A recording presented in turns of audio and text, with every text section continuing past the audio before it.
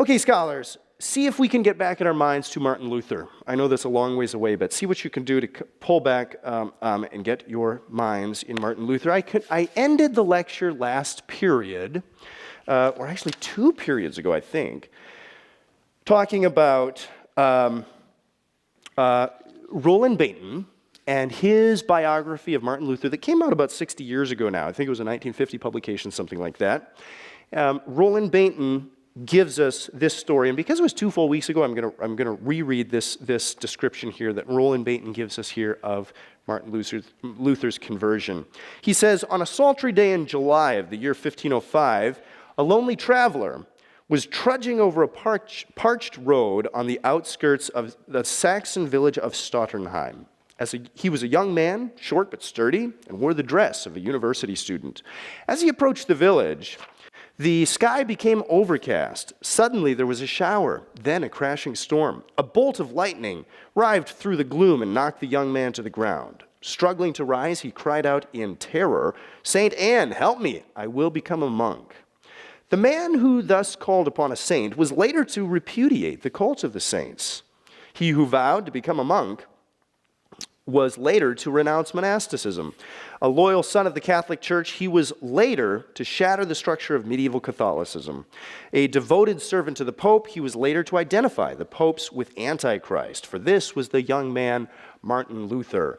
Drum roll. Today, folks, we're going to be talking about Martin Luther. We're going to do some biography. This is going to be stay awake, but it's going to be an enjoyable period. It's going to be very clear and coherent, unlike the missionary review interview project that you've been dealing with. Okay, so we're going to do 2 things today. We're going to do Martin Luther and we're going to do John Calvin, and it's going to be mostly biography. And you've been hearing about these folks all your life. Let's actually dig into their biographies and understand a little bit of the ins and outs of what they did. And we'll get to both these folks and finish up today and be exactly on track in the schedule, in our syllabus.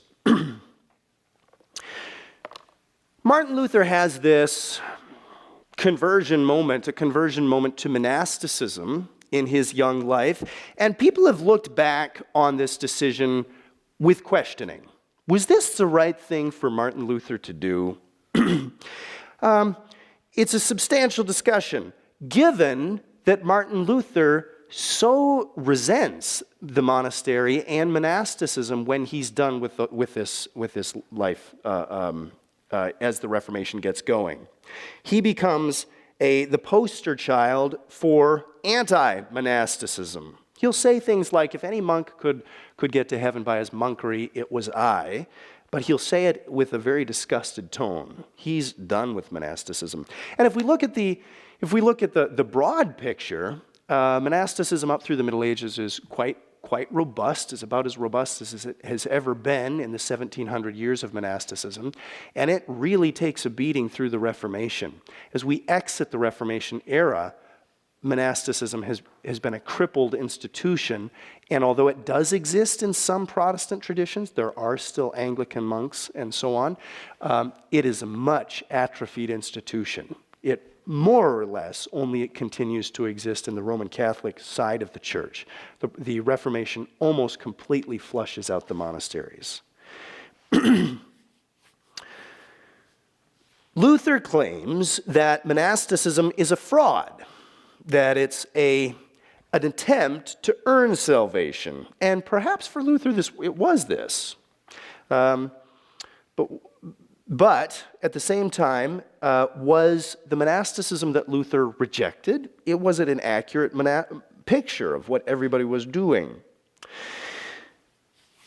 We don't know much about Luther's childhood up until his time of a conversion to monasticism from this traumatic experience of the thunderstorm. We do have a few things that Luther says about his early childhood. He gives them to us in his table talks, which you recall are those sort of after-dinner discussions when Martin Luther is a little bit loosened up and tells us all the interesting details about his life. Says the most outrageous things that we have of him on record.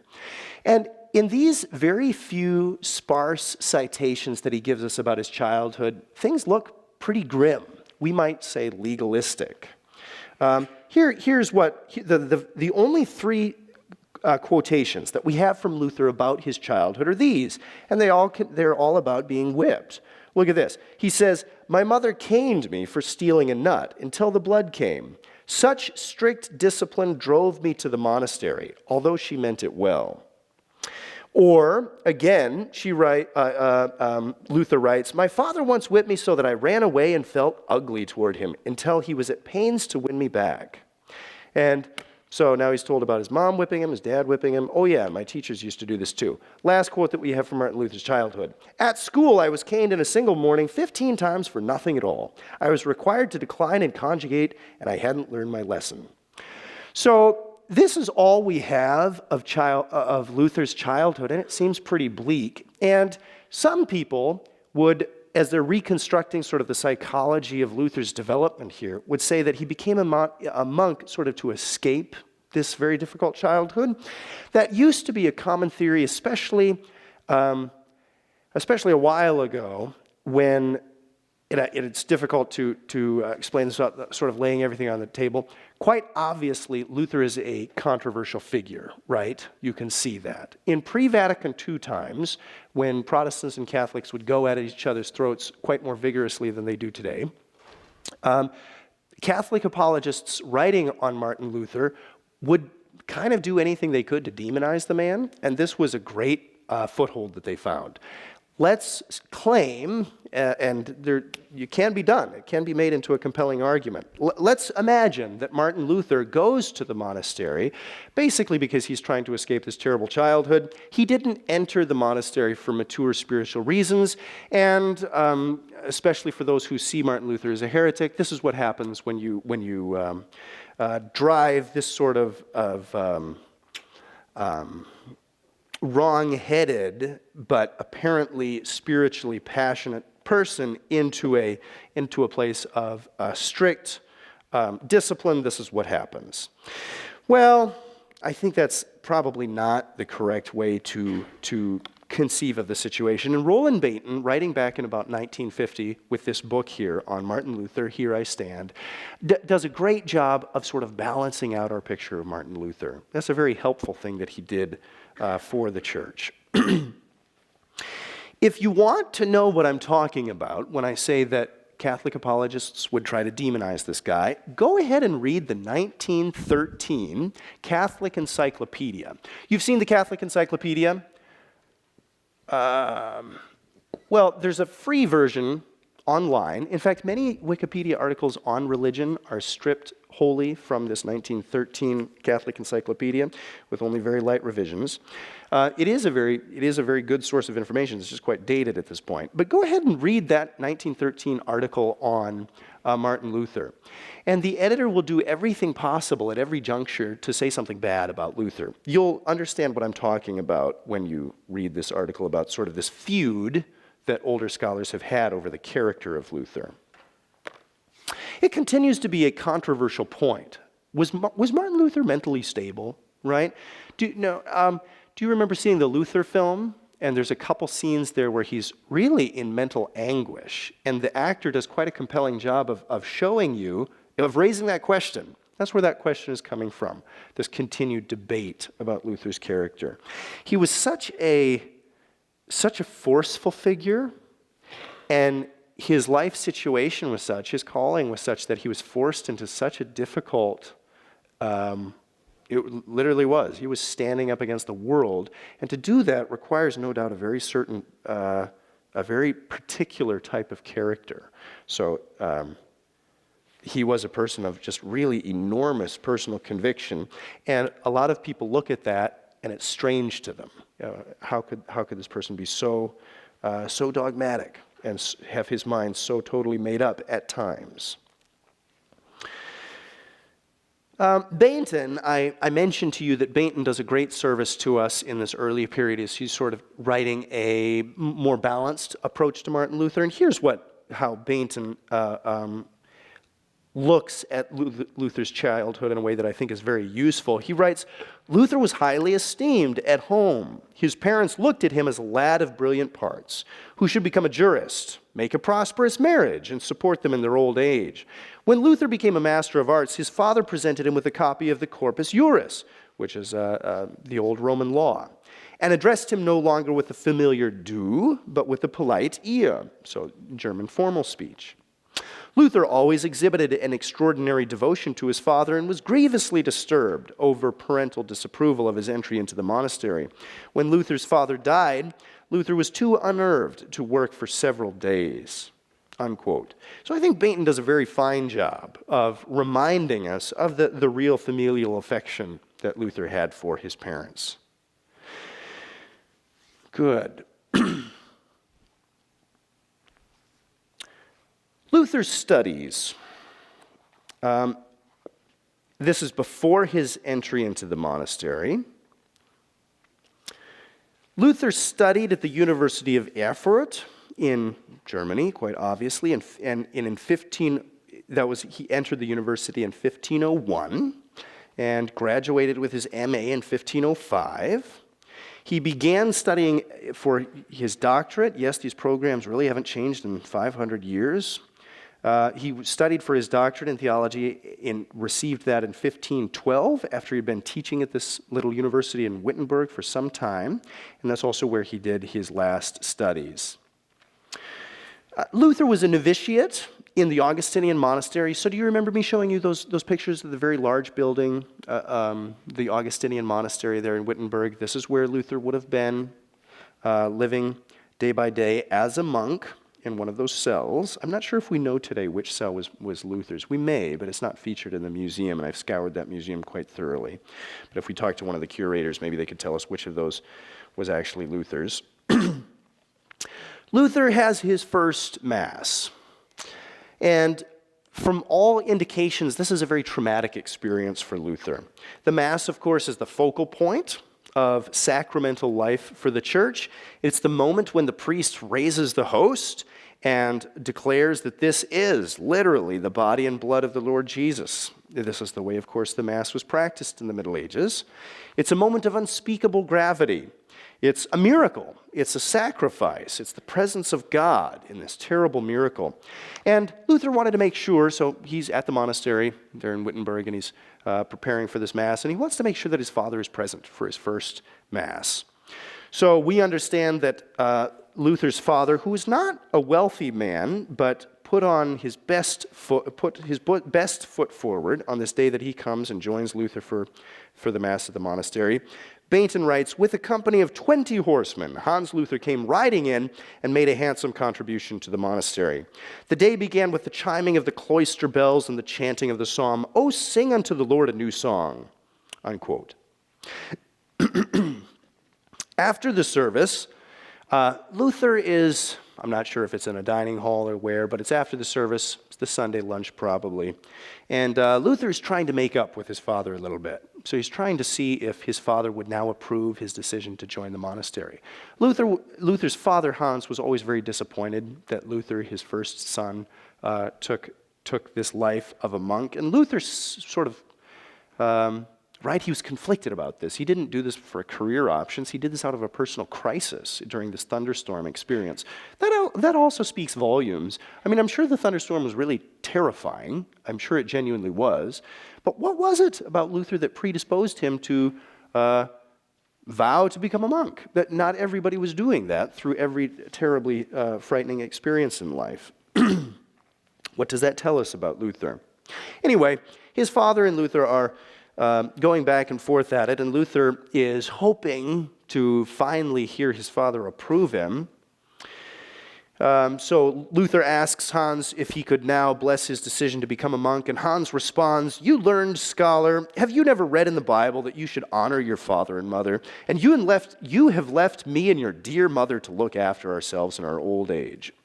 Luther comes back and says, "Well, as a monk, I can do so much more for you through my prayers." And Hans says, "Yeah, it was probably the devil that made you have that experience on the road." These two boys are not getting along. And this is part of Luther's story. He's deeply conflicted about whether he's made the right choice and whether this life of a monk is what God has for him. He later reflects on his life. Luther looks back and says, "I was a good monk, and I kept the rule of my order so strictly that I may say that if ever a monk got to heaven by his monkery, it was I. All the brothers in the monastery who knew me will bear me out. If I had kept any longer, I should have killed myself with vigils, prayers, readings, and other works. Okay, so we leave poor Luther in this really tormented space in the monastery. He's really not sure what he's doing. So be it. In 1510, things change a little bit, just a little bit. 1510, Luther receives a piece of business. He's going on a trek for his Augustinian order, for the local chapter of this Augustinian order. He's going to Rome. And this was a terribly exciting thing for Luther to do. Rome, of course, is the center of religious life in the world. This was the Christian Mecca. In many ways, that's a totally appropriate way to describe it. He's going to the eternal city. This is not just a culturally captivating space, but this is you have to understand that the sort of attraction that the city would have had for Luther would have been its many spiritual blessings that he was hoping to receive from being there.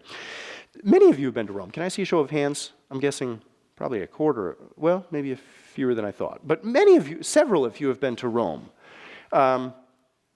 Several of you have been to Rome. Rome is genuinely like no other city on earth. It is genuinely a unique space. I was impressed not too long ago when I was there. Again, Rome, so I was there and I had freshly come from Athens.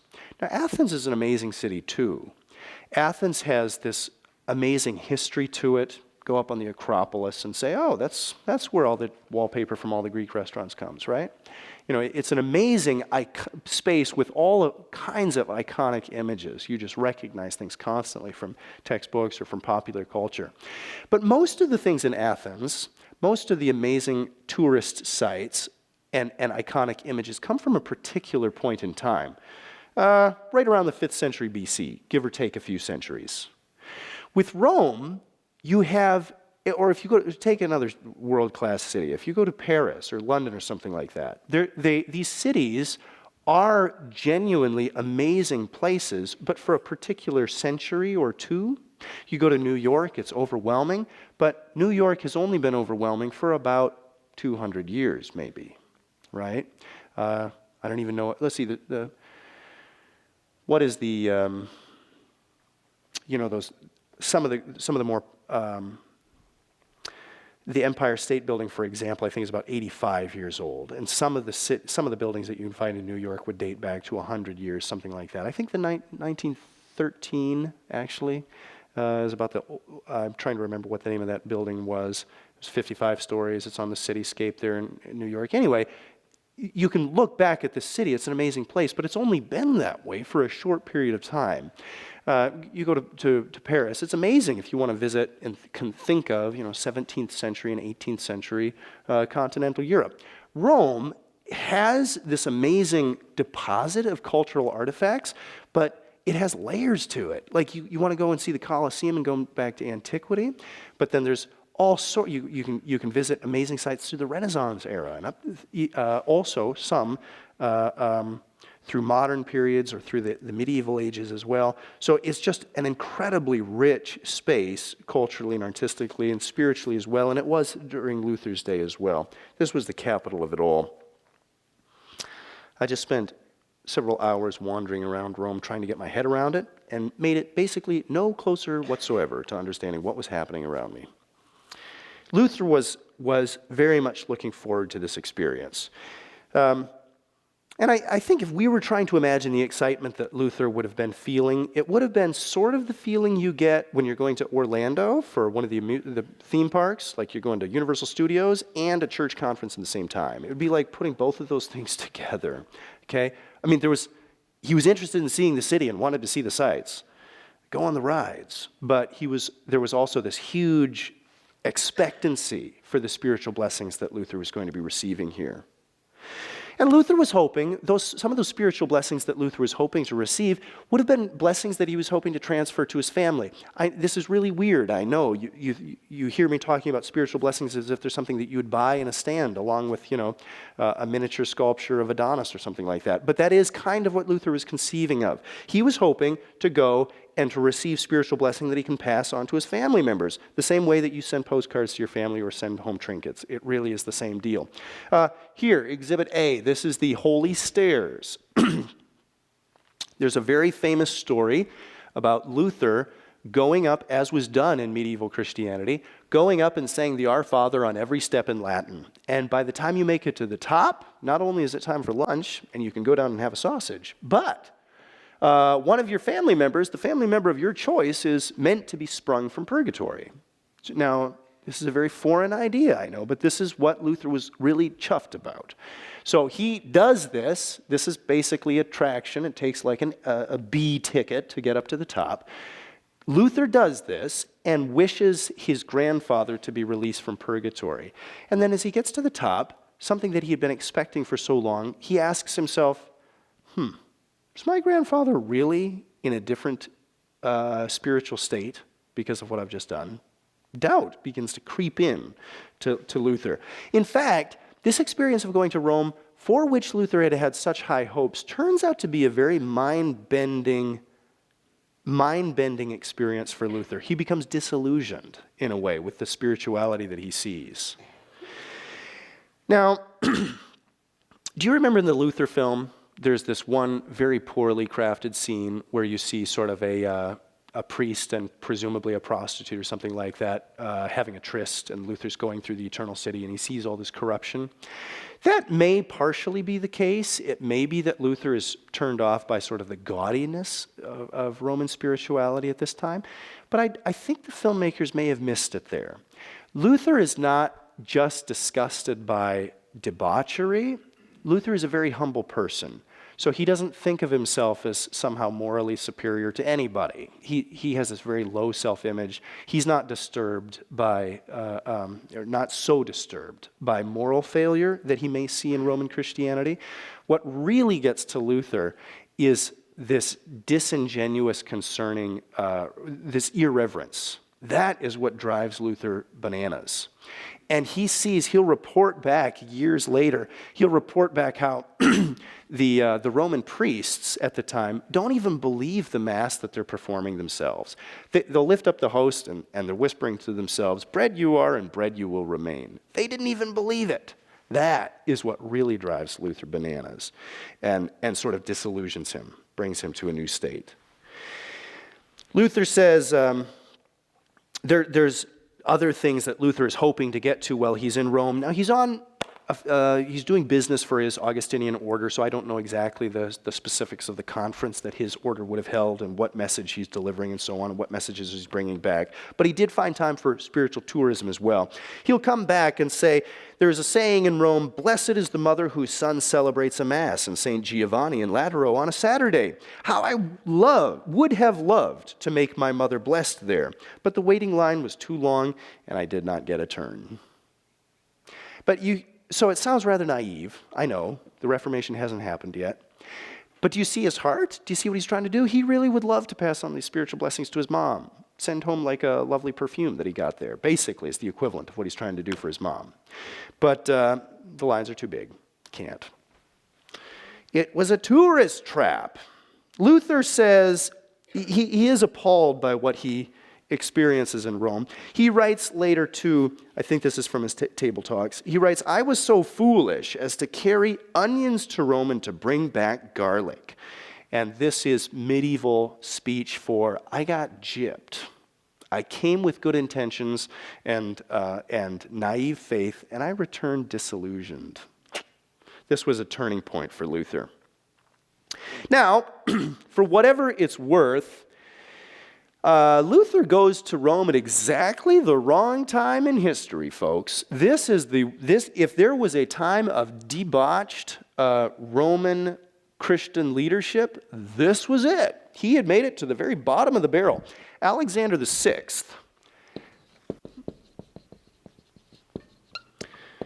The sixth, let me see, did I get this right? He was Pope in Rome from 1492 to 1503. So just a few years before this. Alexander VI is remembered as the worst of the Renaissance popes. The bottom of the bottom. His evil memory is lurking around Rome still when Luther visits. And not only is Luther a little bit disillusioned with what's happening in the church, but that disillusionment, that spirit of disillusionment has been shot through this community. Alexander VI, we could say lots of evil things about him, but let me just give you a few choice snippets and call it a day. Alexander VI is the nephew of Pope Calixtus III, so he's a blood relation of the previous pope, and Alexander VI purchases his office of the papacy. He is known to have mistresses and illegitimate children, and he lavishes them with lots of expensive gifts and prestigious offices. He even creates some of his blood sons as cardinals. So, boy, this guy is just has many counts against him. He has his office through simony. He's propagating simony, which is, of course, the purchase of church offices. His sexual exploits were rumored far and wide. Machiavelli, do you remember him, the Renaissance author? He's remembered to have said of the popes of this year, Machiavelli is writing The Prince, which some of you may have read in high school. He writes that in 1513, and he writes, Alexander VI did nothing but deceive men. That's like the headline news, the secular, too, if you would. It's early to be speaking of secular opinion, but this is the non-church-based opinion of Alexander VI, too. This broad opinion is just that he is quite a villain. Now, Luther, again, probably could have endured almost any type of moral scandal, but what Luther cannot tolerate is irreverence. He's a person of very deep personal faith, and he also experiences that, and that's just what's chipping away at his goodwill towards the Roman establishment. Good. Now, Luther probably would have gone totally berserk, except that there is a hero here who enters the scene, Johann von Staupitz. Johann, let me spell that for you.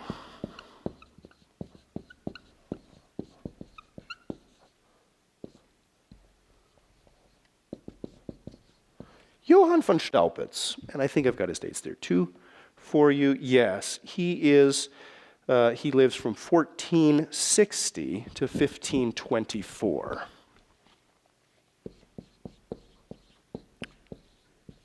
I mentioned him in passing last period, but let me explain a little bit more about who this guy is. He turns out to be something of a little bit of a mentor for Martin Luther. He is a successful spiritual guide for Luther and helps Luther navigate this very, very difficult, sort of pinched time in his life. Johann von Staupitz is the director of the Augustinian order. So he's living in that Augustinian monastery with Luther. He's watching Luther on a daily basis. I think there are some scenes in the Luther film, again, where there's personal encounters with Staupitz, and that's very real. That's very appropriate, as far as any of us know. Staupitz does also have some influence that he exercises on Luther's behalf in a very positive way. Frederick the Wise, do you remember that name? Frederick the Wise is the lord of the area in the Holy Roman Empire where Luther is, Wittenberg. That's within the realm of Frederick the Wise. Frederick the Wise is the lord, and Johann von Staupitz is the head of the Augustinian order. Frederick the Wise founds the university at Wittenberg and intends for this to be a way to educate the people in his area, but also to gain then accordingly prestige for his area. So for reasons of government and the advancement of his society, Frederick the Wise creates this university with the understanding that Johann von Staupitz is going to provide the teachers from his Augustinian monastery to teach at this little university. Staupitz formally did not have the authority to appoint Luther to a teaching post, but it seems that he probably was behind the decision to make Luther a teacher at this young university. It seems that Staupitz probably tapped Frederick the Wise on the shoulder to make this happen. At any rate, Frederick the Wise appoints Luther to begin teaching, and people traditionally will look at that decision and say, Staupitz was helping facilitate, bring Luther into a place where he could really be more fruitful. Staupitz correctly analyzed that the problem with what's going on with Luther is being digested in his own juices. He's going crazy. As many of us do from time to time, right? He's come into a place where there's not proper outlets for any of this energy that he has, and he's being sort of absorbed into this period of self-doubt and really despair. He's coming into a place of despair. And Staupitz gets Luther busy doing things that actually are profitable, and this is tremendously beneficial for Luther. Luther is remembered as having said, "If it had not been for Dr. Staupitz, I should have sunk into hell." And Luther also refers to Johann von Staupitz later in his life as his father in God. So it seems that Staupitz was indeed this compassionate individual, a person who was a warm-hearted preacher.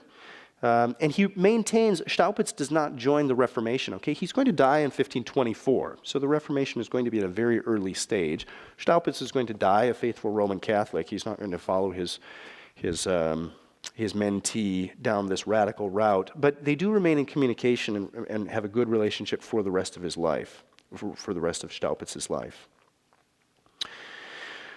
Luther is in this dreadful condition as an Augustinian monk. His conscience is overbearing. He seems to find no relief in confession. You know that it's said that he would confess sins for 6 hours in a single day, leave the confessional, feel like, uh-oh, turn around, there's something that I left unconfessed. And Staupitz concludes that Luther's real problem is that he's actually not working. He has no traction on life. And so Staupitz helps Luther get busy, and that's just a tremendously profitable thing for Luther's own development. Luther begins in 1508, teaching as a professor at the University of Wittenberg.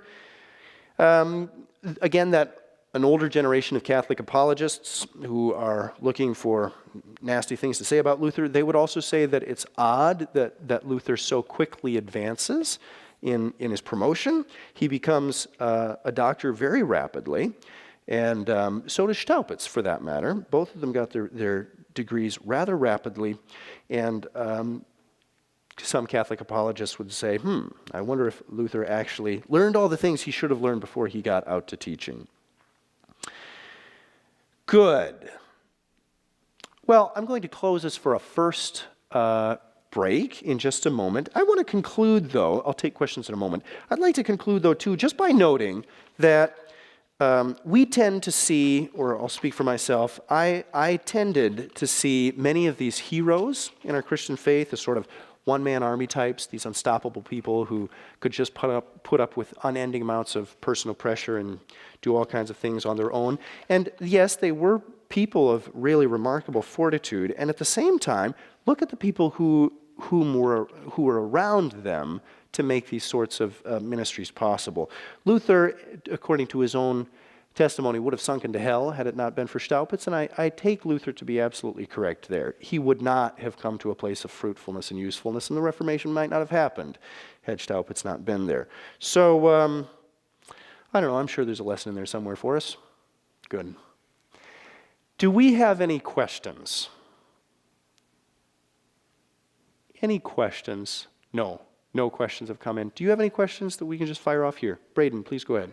I just want to clarify at the very beginning you said that Martin Luther called the monastery monasticism a fraud. I just want to make sure that was after he started the Reformation process, or is it Alan Luther, or was that while he was in it? Good. So that was not an exact quotation. Now, I do have some actual quotations that I gave you there, and I think most of those come out when Luther is in his 40s, from a relative. So going through the Reformation early, he's in his 30s, I think, through most of that period. So maybe in the late 20s and on, once it's become clear, so the Reformation is really taking shape, and during these table talks again, he's going to be very negative towards monasticism, almost embittered towards monasticism.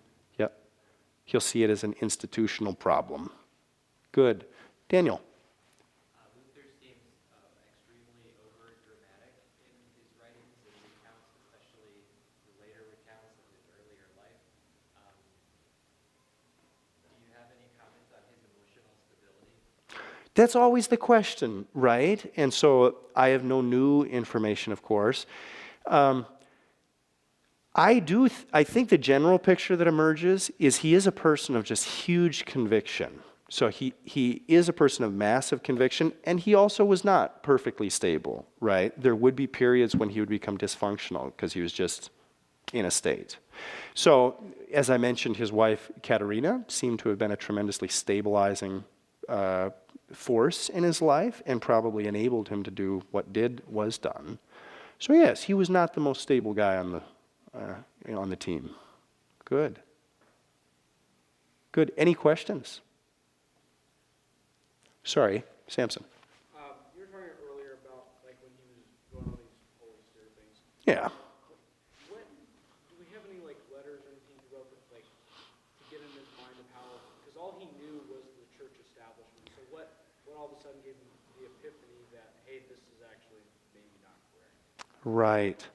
Good. Well, the first part of your question is more interesting. The first part, what actual records would we have to watch him come through that process? And at this time, he's not doing much systematic writing. We don't have, so this is in 1510 that he makes this trek here. I don't think we have any of his writings until about 1516. So nothing, I believe, survives from this time except his later reminiscences. It would be really fascinating if we could watch that, because even later, even almost a decade later, as Luther is coming to realize, to sort of fully stand against the Catholic Church in many ways, it's still very interesting even a decade after this to watch his sort of mental reappropriation or reconfiguration of the Roman Catholic Church. Nothing from this early exists. The second part of the question I think we can answer pretty confidently, but in a general way, and that is what caused this. It was the tomfoolery of it all. So he just and I think he would not have been the only one who saw this, right?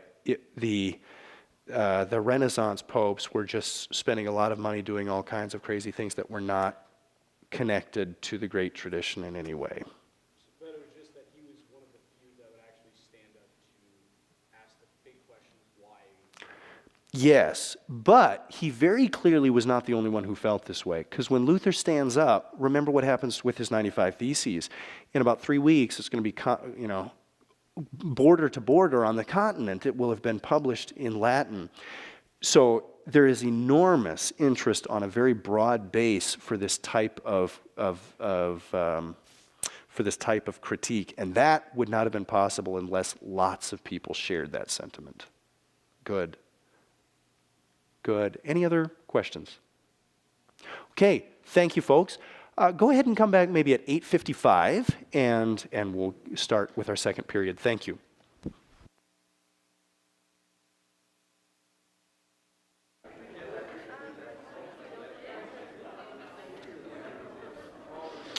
Scholars, let's go ahead and return to work.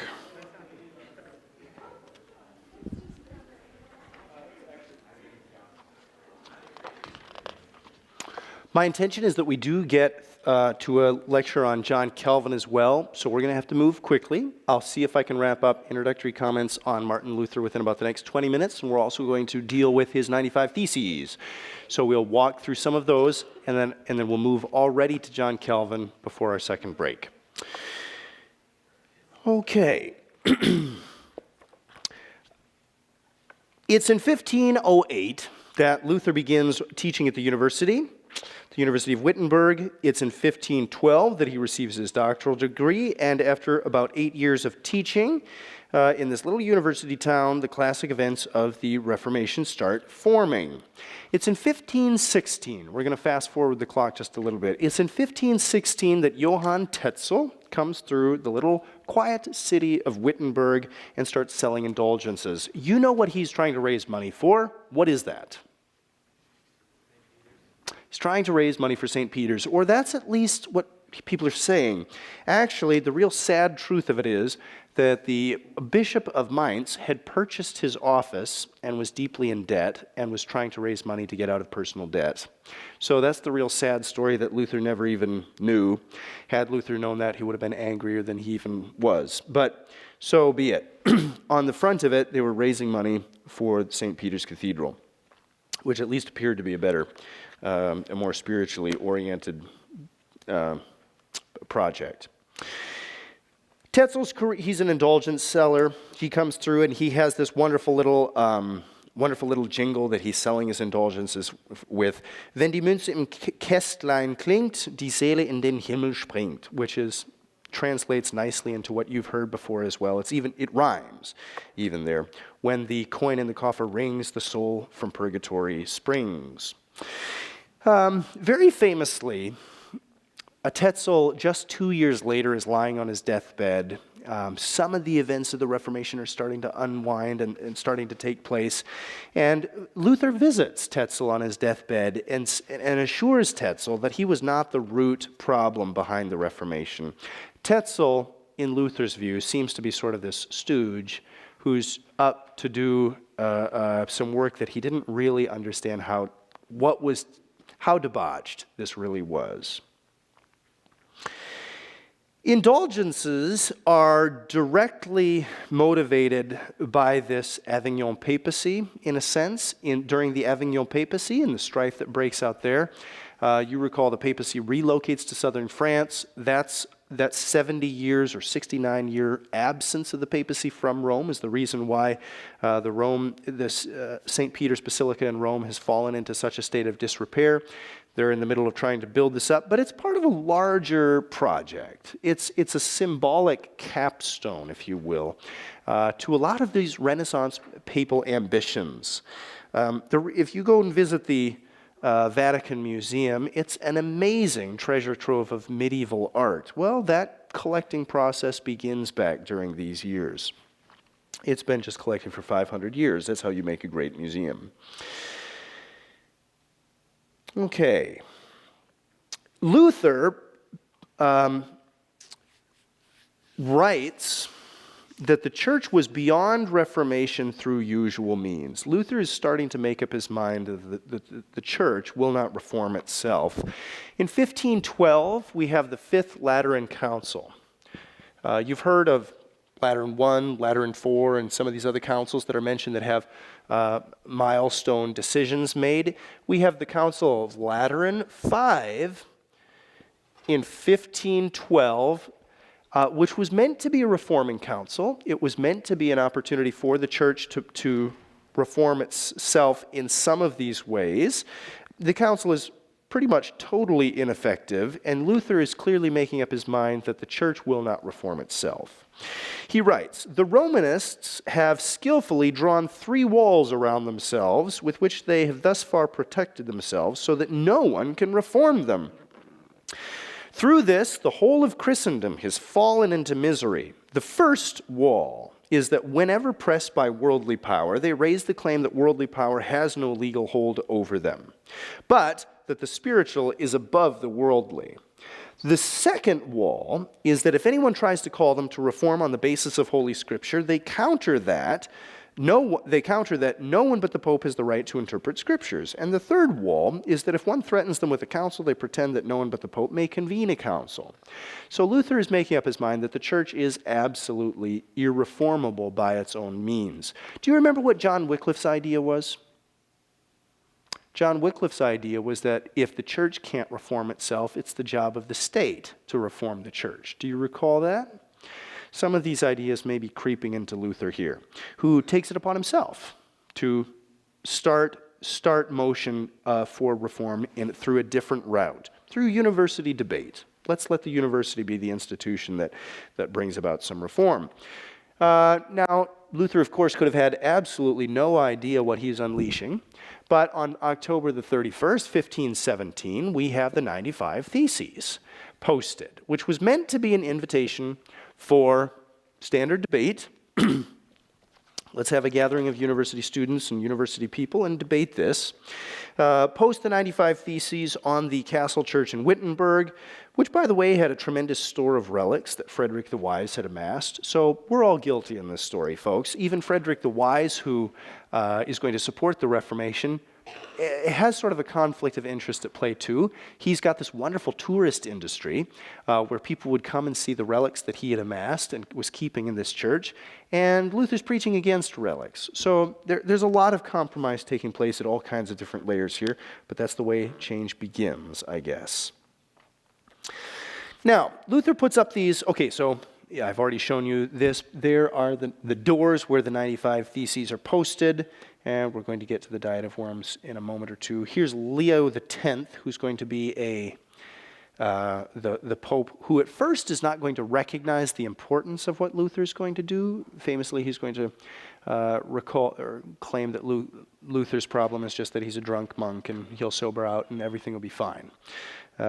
Such was not the case. Here's a pirate. He looks like a pirate, doesn't it? It's Frederick the Wise. Good. Charles V, Holy Roman Emperor of the time, who liked to hunt. See that sort of dog there? He's ready to go out on a hunting trip. Good. All right. Let me open up the 95 Theses. Oh, I've got it here for us. I want to take you through some of these. I think, can I see a show of hands? How many of you have read the 95 Theses? I see a sweet 6 hands looking at me, or 8, something like that. Okay, which is just fine. For 8 of you, you can help us interpret this a little bit.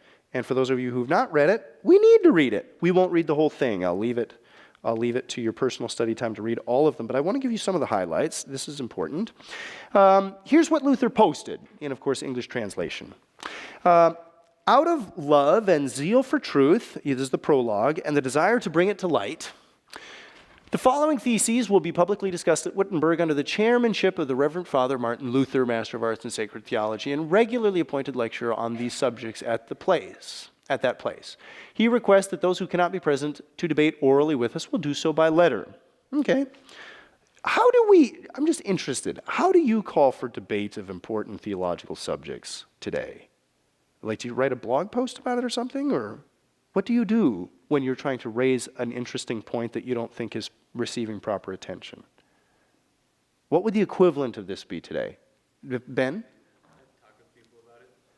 Hallway conversations with friends? Okay. Braden? I think this is kind of a minority thing, but I have heard of houses saying that, like, hey, we're going to have a night where we just go through some tough things and we'll do it together and we'll all have our Bibles in this kind of like an informal, just like kind of mini gathering. But it's usually like on a Moody House basis that they would do that. That is a sweet idea. That's a great idea. Any other venues? How do you, let's say some of you wanted to rise up in arms against the PCM thing. This is like the indulgence of the day. Whatever. I trust not. But if you were to try to, I trust not. Just trying to get you awake. If you were trying to make, though, a community-wide reform of some sort, how would you do that? Any ideas? Go ahead. I know a lot of people use Facebook, whether it be like to create a group to band together, or I know a lot of people that like post, controversial political standpoints, and then people in the comments kind of like hash it out.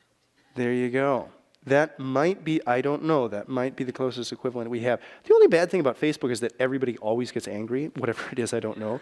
There's no way to actually have a peaceable debate, or I don't know what it is. What's missing in the human connection that makes that possible in person, I don't know.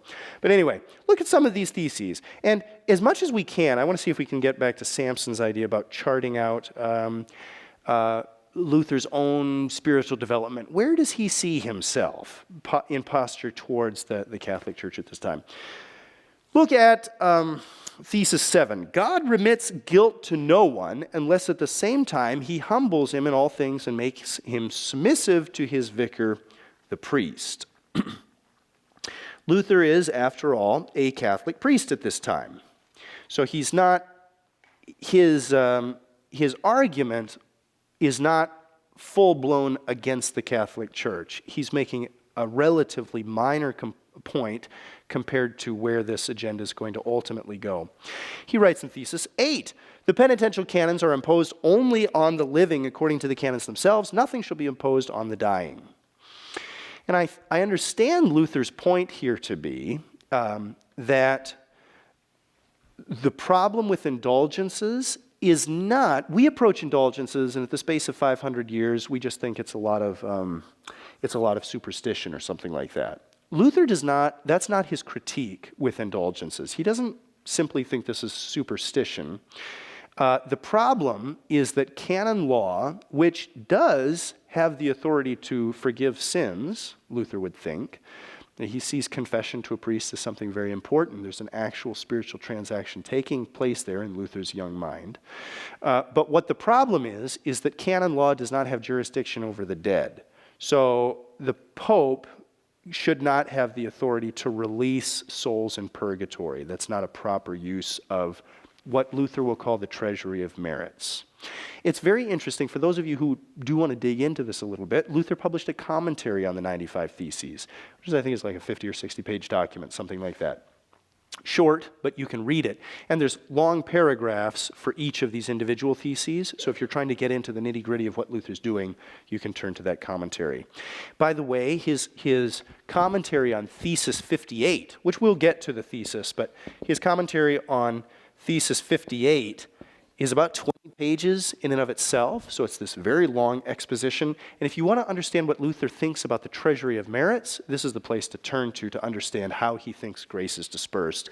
Luther at this stage actually does think that there is a treasury of merits, that is, saints in the past who lived superabundantly virtuous lives have stored up extra grace that can be transferred to others. Luther does think that that's true at this stage, but he thinks that this is being executed in an improper fashion. Okay, let's look at Thesis 27 here. I'll give you just some of the highlights. They preach only human doctrines. Thesis 27. They preach only human doctrines who say that as soon as the money clinks in the money chest, the soul flies out of purgatory. Tetzel made this up. It's a clever jingle, but there's no legal basis for this. There's no canon legal basis for this, canonical basis for this. Thesis 40. Thesis 40. A Christian who is truly contrite seeks and loves to pay penalties for his sins. The bounty of indulgences, however, relaxes penalties and causes men to hate them. At least it furnishes occasion for hating them. Somebody tell me what Luther is saying. What do you hear Luther saying? Go ahead, Daniel. Despise giving money, and so when you have to pay for your sins, then it actually makes you begrudgingly accept grace? Correct, yes. Luther is all about confession and repentance. That's good for the soul. It's good for you to repent of sin. That brings you closer to God. And Luther as a priest knows that and would encourage that.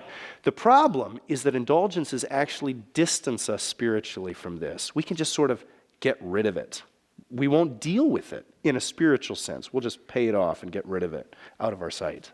And Luther knows that that's bad for people. That discourages actual repentance. Look at Thesis 43 and 44. Christians who are taught that he who gives to the poor or lends to the needy does better than he who buys indulgences. Because love grows by works of love, man therefore become better. Man thereby becomes better. Man does not, however, become better by means of indulgences, but is merely freed from penalties. What's the spiritual profit of paying off sin as though it were a fiscal debt? What's the benefit of that? How do I get closer to God by paying out some money to have some sins erased? That doesn't do anything. We should rather give the money to the poor, suggests Luther there. And Luther is in touch with the common people. That's something that he does. He's the son of a miner, so he understands hard work and what these people's actual situations are. He's lived a life and seen hardship. and he's a priest in a small, not wealthy town. So that does get him in touch with real people's concerns. And he'd much rather see this money used for acts of charity than for paying indulgences. Good. Any questions? Any comments? What are you noticing? Thesis 49. Christians are to be taught that papal indulgences are useful only if they do not put their trust in them, but are very harmful if they lose their fear of God because of them. Now, we've said it maybe once already, but can one of you paraphrase that for us? Because this is the heart of Luther's concern and his critique of indulgences. I don't want you thinking that he's just a modern person who has no taste for superstition. As far as we can tell, Luther is a thoroughly medieval person. So he is thoroughly superstitious as far as the modern person today is concerned. That's not his critique with the Roman Catholic Church at this point. What is his critique here? Braden? You kind of cauterize yourself if you just kind of deal with sin at arm's length and say, oh, I'll just pay it off. And then you become numb to the fact that you're dying inside and that you're not gaining life. Beautiful. Thank you. We're hearing Luther. Thank you. Good. Thesis 50, and I've got only, 15 more or so of these that I'm going to do from the next 40. Christians are to be taught that if the Pope knew the exactions of the indulgence preachers, he would rather that the Basilica of St. Peter were burned to ashes than built up with the skin, flesh, and bones of his sheep. And I read this thesis to you because I want you to see Luther's rather compassionate, or compassion is the wrong word, his rather accepting attitude or admiring. His admiring attitude throughout for the Pope. So I don't want you to think, one other correction that I think would be easy for us to think, in just a couple years, this is 1517 that Luther is writing this, by about 1521, Luther is going to think that the Pope is Antichrist. So he's going to make a quick about-face within the space of about 48 months. But at this stage, at this opening stage, he still has a very reverent, very admiring attitude towards the Pope. Some will look back at this and say, well, Luther has this reverent attitude towards the Pope because he knows that if he goes up against the Pope, he's going to lose this battle, or he thinks so. Some would read Luther this way. I don't. I think Luther genuinely believes that the Pope is unaware of what's taking place, and that Luther still harbors goodwill towards the Pope, that, the problem here is not the whole machinery of the church, it's not the whole machinery of the church, it's rather there's corruption in a particular wing that needs excising. I think that's still Luther's thought.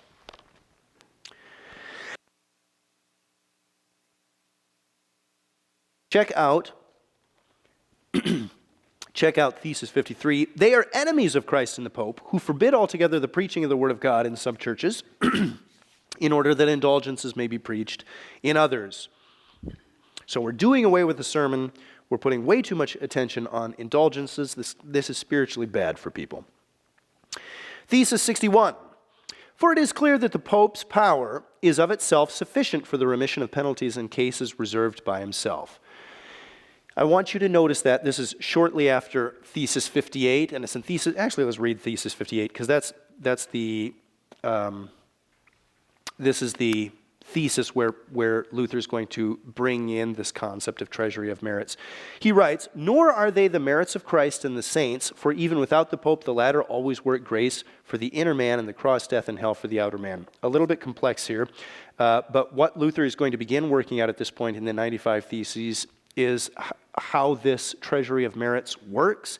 And Luther does believe at this time that the Pope has the authority to distribute grace through the indulgence system, just not for dead people, just not for those in purgatory. That's the difference that Luther's trying to make here. And also, Luther's very concerned that indulgences, which he does believe are real, be applied properly to people so that they're done in a pastorally sensitive way, so that they foster repentance rather than sort of numb us to our own sins. Okay, Thesis 71. Let him who speaks against the truth concerning papal indulgences be anathema and accursed. Why is Luther putting this in here?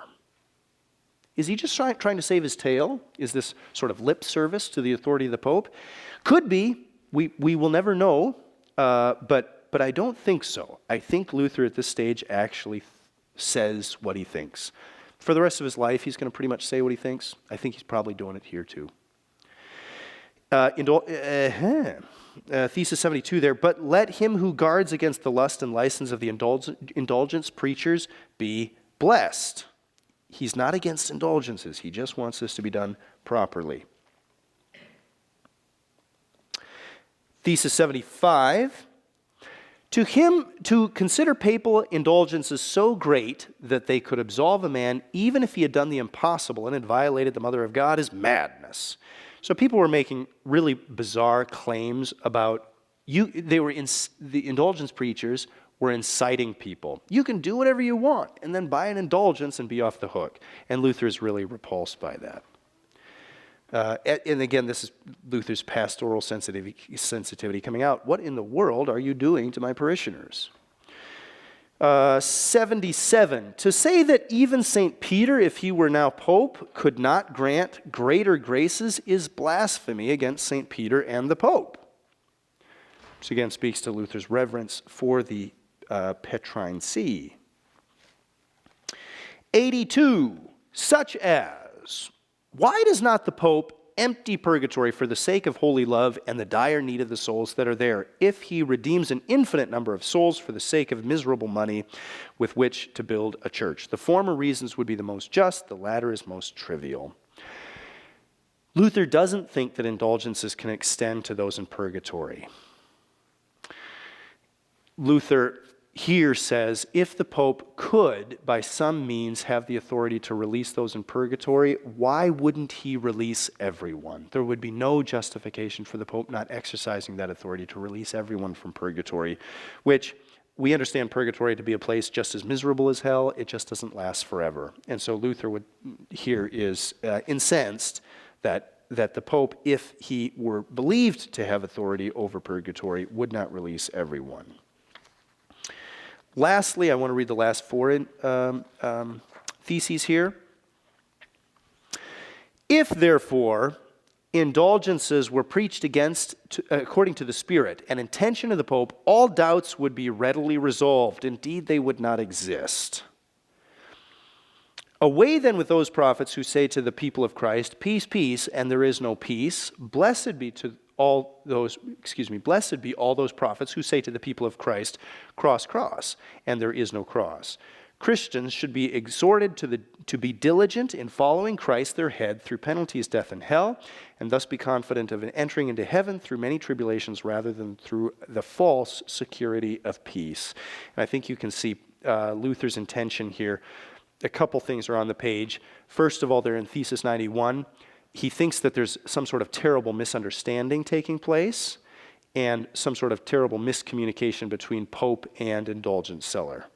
So he's still harboring the hope that this is a communication problem, not something deeper. And then also I want you to notice Thesis 95 there at the very end. Luther wants grace from the treasury of merits as he understands it to operate. He wants it to be dispensed in a way that brings peoples forward spiritually. We've seen that concern several times. And I don't want you to miss in Thesis 93 there, the beginning of Luther's theology of the cross. People who talk about Lutheran theology will often talk about Luther's theology of the cross, and I think we can see the very beginning of it here.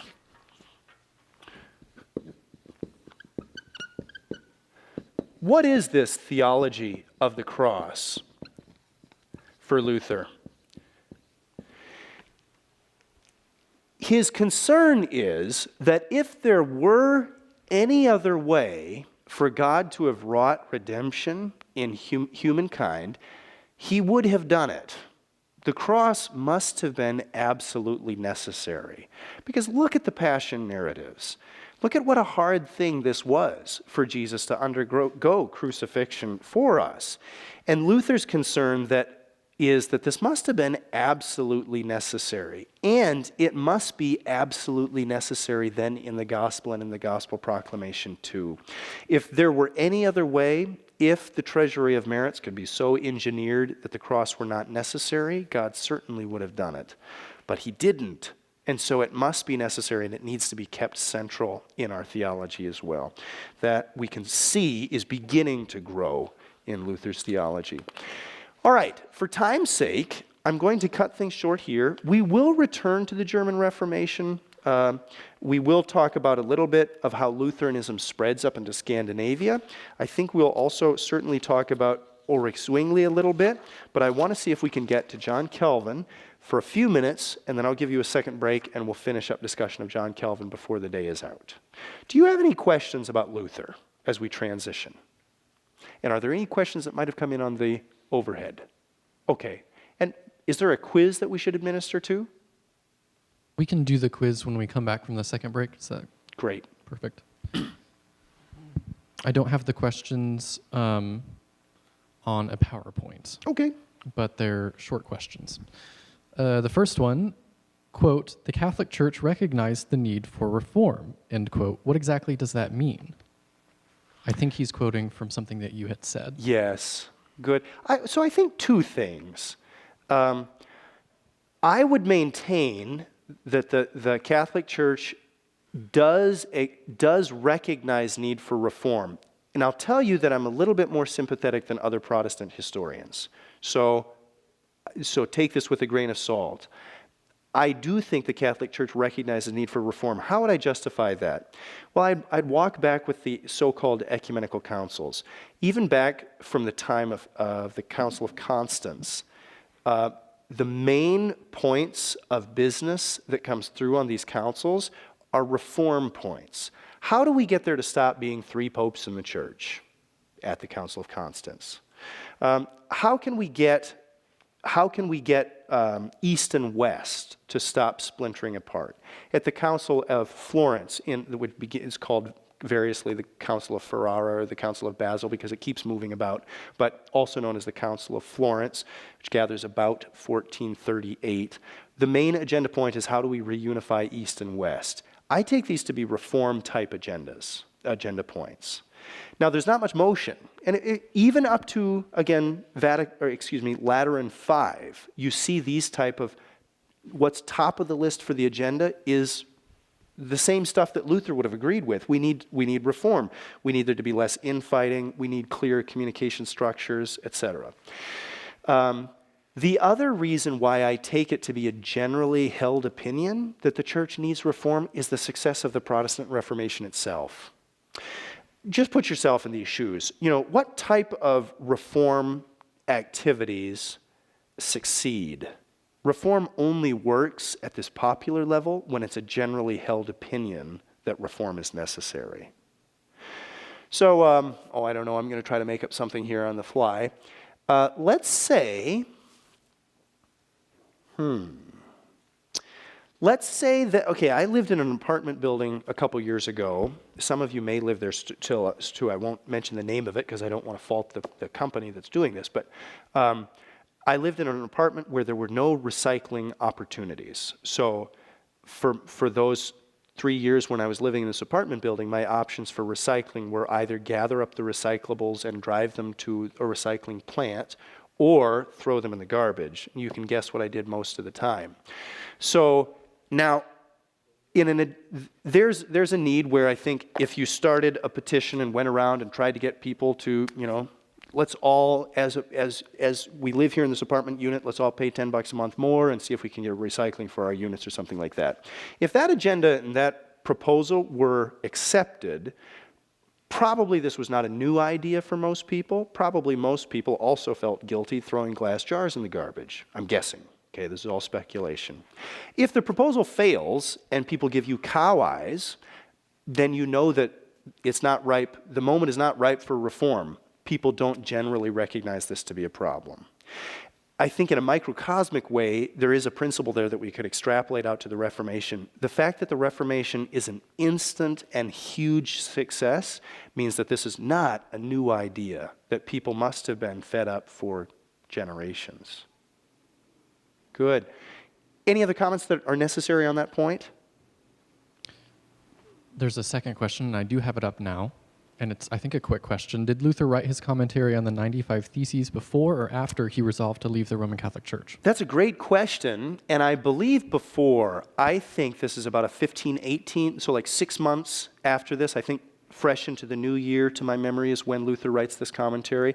So he's still basically at the same point in his life as writing the 95 Theses, that first round. So he hasn't yet made up his mind to leave. Good. Any other questions? Okay. Actually, what we can do, folks, it'll just be a cleaner way to operate here. Let's go ahead and take our second break. Come back at 40 after, so we'll have a full hour period for our last hour. We'll begin with a quiz, so at 9:40 promptly we'll have a quiz, and then we'll get into John Calvin. Thank you.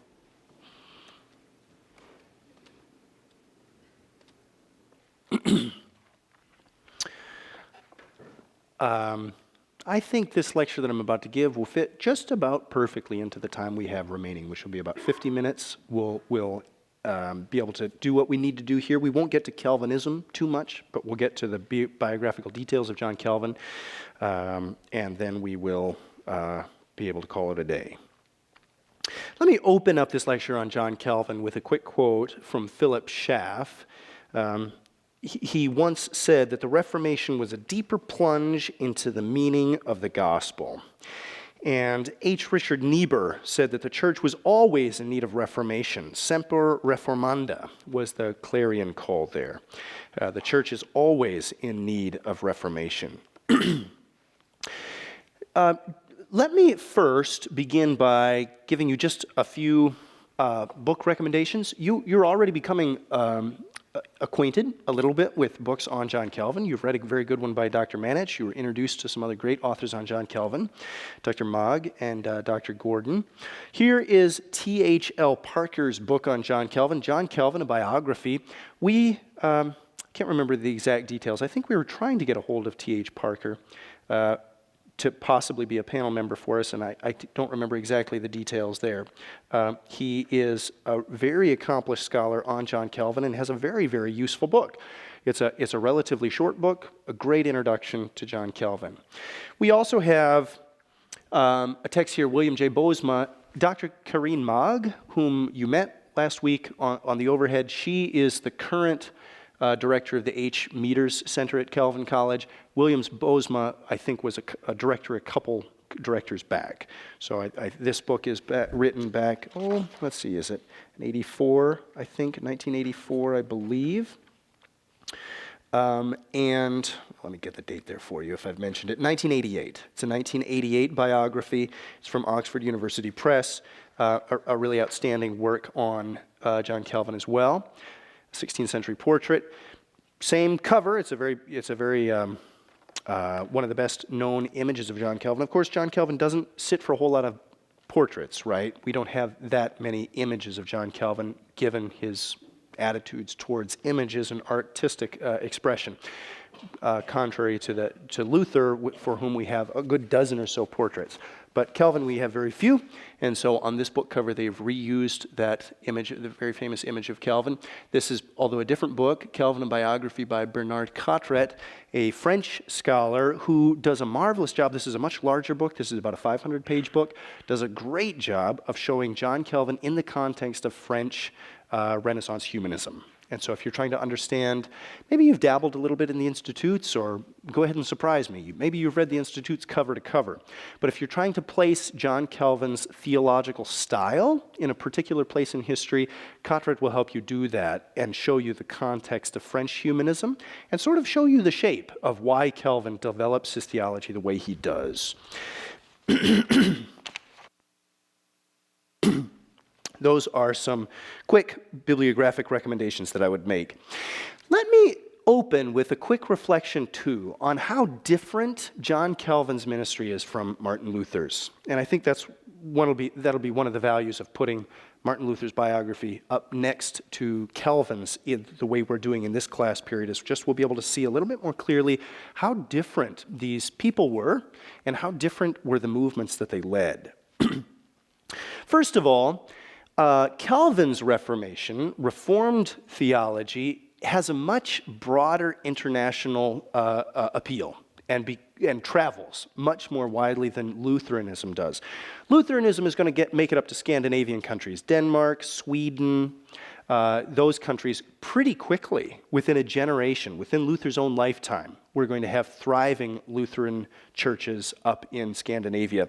But Calvin's theology is ultimately going to have a much more massively broad geographical appeal. Calvin's theology is going to become the international face of the Reformation, if you will. His theology is going to be accepted in and is going to take root in Switzerland, in France, in the Netherlands in a very powerful way, in Scotland with John Knox. Of course, in the New World, Calvinism is going to be very popular in America and beyond. Today, Calvinism is very strong in places that you might not expect, like South Africa. Why in South Africa? Through the Dutch influence, but it continues on today. Calvinism is hugely popular in South Korea. Again, I think I mentioned when Karine Mag was with us that one of the best research centers for John Calvin in the world today is in Seoul, Korea. Why is that? Well, Calvinistic Presbyterianism has done very well in South Korea. So Calvin formulates in Geneva a movement that's going to truly become an international movement. I'm reading here a quotation from Eugene Rice, who writes this: Calvin's achievement was to organize Protestant doctrine into a clear, comprehensive theological system, to weld the insights of Luther, Zwingli, and Bucer into the last and one of the greatest of the summae, that is, summas, of theology, the institutes of the Christian religion. And that ultimately is going to be John Calvin's legacy, this marvelous compendium of Christian theology that's going to spread worldwide. Let's talk about the person. I'm going to be discussing here John Calvin's biography, his theology, and then ultimately his legacy a little bit too. It's important for us to realize that John Calvin is a full generation younger than Martin Luther. John Calvin is 25 years Luther's junior, and they don't speak the same language, so their communication is very sparse. In fact, Calvin does write a letter to Luther. He knows what's going on in Germany and is very interested in this Reformation and sees himself as part of this larger movement. He writes to Luther near the end of Luther's life, and Luther never reads the letter. The servant writes back to John Calvin and says, Luther is in a very foul mood today. I'm not going to have him read your letter. So I'll just hold on until he's in a better mood. And apparently he never got in a better mood. That was the end of their correspondence. So there's no real communication between these folks. Their movements are actually separated. They are, however, during even their lifetimes, considered the front pieces of this Reformation movement. So they're recognized generally as leaders of this Reformation movement. I find it fascinating that during the actual time when these events are unfolding, it was difficult for people to see coherence to the movement. And so I don't know what movement it is you're excited about today or following today. Whether it's some sort of neo-reformed movement or the Gospel Coalition or whatever movement you sort of subscribe to, but put that in the same terms. People during the Reformation would not have understood that one day, 500 years later, we're going to talk about this as though we all know it's part of the same movement, and it's obviously the same movement. That hadn't happened yet. That's something that takes a lot of time to develop. Continuing on, how different these people are. Luther is born in Eisleben, which is in modern-day Germany, then part of the Holy Roman Empire. He speaks German as his first language and as his home language. John Calvin is born in Noyon, modern-day France. He speaks French as his first language. Compare their family situations. Martin Luther's father is a miner, so he's hardworking, and he was prosperous at the end of his life, but as far as social status was concerned in these medieval times, he's a peasant. Calvin's father is a financial administrator in the cathedral, probably not more wealthy than Luther's father, but of a considerably higher social standing, which is a big deal at this time in history. Calvin enjoys a good education. He goes to the best schools in Paris. When we plunge into their life stories, we realize just how different these people were, and ultimately their movements are going to coalesce into something that we sort of see as a unity today, but such is not the case. And I actually do want to raise a little bit of a red flag here. We in evangelical circles in North America think of this as very much one movement. I'm assuming, I again don't want to assume for you, I'm speaking for myself, I understood these to be sort of one massive, coherent movement. That's not necessarily the way it was. I was among theology students in Germany not so long ago, and I remember having conversations with people who had never heard of Calvin. And these are theology majors. So Calvin's legacy is different in different parts of the world. I'm coming from North America, the North American scene where Calvinism is a really big deal. And so it's obvious to me that these are the two most important people in the Reformation. There are spaces in the world, say in Lutheran Germany, where Calvin is a much lesser figure and much less known. All right. I love that picture. We know very little of John Calvin's life. He doesn't tell us much about himself. It's part of his humility as a person, and also his intention that he not become the center of a cult. And what I mean by that is like not the occult, not satanic stuff, but I mean a cult, or like the reverence for a particular saint. So Calvin was very concerned, for example, that his gravesite not be known. And he doesn't let his image be taken. And he would not have signed my petition to go on a missionary interview. He would not have allowed himself, for reasons of humility. He didn't want to give himself attention. However, we do have a little bit of information. We know, frankly, almost nothing about his childhood and his early life. He doesn't give us hardly any information. We do have a tiny snippet that he gives to us in 1563, near the end of his life. In one of his commentaries on the Psalms, he gives us a paragraph or two of biographical information, and we sort of sketch things together from there. He's born on July 10th, 1509 in Noyon, France. He's born to so his family situation is his father had worked hard to secure a position as a trustee for the cathedral chapter in Noyon. Calvin's mother dies when he's very young, and so he's raised without the influence practically of a mother.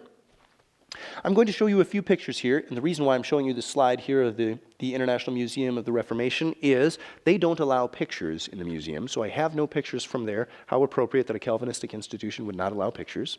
However, I don't think John Calvin would be on Facebook either. Actually, I have no idea how John Calvin would have navigated our modern society. I just don't know. As we move into increasing visual forms of literacy, these are very interesting questions for me that I am still with you trying to resolve. However, we do have a few pictures here that I'm going to show you. These are the same images in the museum as you go down the stairs to the basement level. It's a very small institution. They have this lovely series of sketches of Calvin's life. I got these from the Meter Center. I went there in person. It's in Grand Rapids where my home city is. Went there and got these digital copies of these images. They're the same as displayed in the museum, just from another source. What are these images that I'm going to be showing you? They illustrate the life story of John Calvin. We don't actually know when they were drawn, but they're relatively recent. We're thinking maybe about 1909 or something like that, maybe for the 400th year anniversary of Calvin's birth. Anyway, I think they're very helpful images as we put together a collage of Calvin's early life story. Calvin begins the study of theology in 1523 at the Collège de la Marche. Let me spell that for you. In Paris, the Collège de la Marche.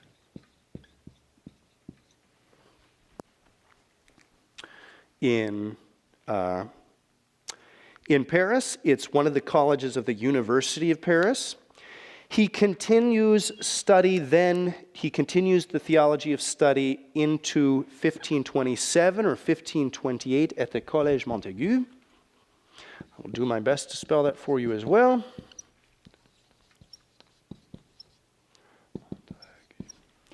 The reason why I want you especially to get the spelling of the latter college here is, oddly, this becomes a center for the formation of some of these reformers. And I'm not even sure if anybody knows why that's the case.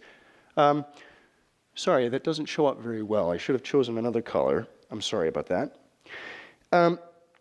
At this Collège Montaigu, we have, interestingly, Erasmus of Rotterdam, the Roman Catholic reformer, is going to study there. We have John Knox studying there.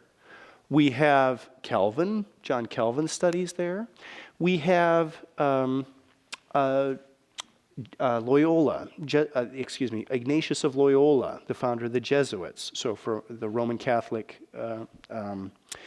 monastic association. He studies there as well and is also, for the Roman Catholics, a reforming figure. So it's interesting that at this little college we have all of these reformers who ultimately study there. What was going on in the hall rooms? I wish we had Google Hangout records of what was happening in those college rooms, because that would have been important. You know, the reason why we're taping these lectures is because someday people are going to be interested in you, and we want to know how it was that you came through such a crappy class and became such an incredible person. Okay? Did I win points? Nah. Okay, sorry. Anyway. It is going to be interesting, the things we'll find. The Collège Montaigu is a very avant-garde school. It's very progressive for the day. And again, all these folks study there who go out and do great things, both for the Roman Catholic Reformation and also the Protestant Calvinistic Reformation. I have a slide here. This is again from Calvin's little biographical sketch that he gives us in his commentary on the Psalms, and he writes, "When I was a very little boy, my father had destined me for the study of theology, but afterwards, when he considered that the legal profession commonly raised those who followed it to wealth, this prospect induced him suddenly to change his purpose." John Calvin did begin studies in law at his father's persuasion.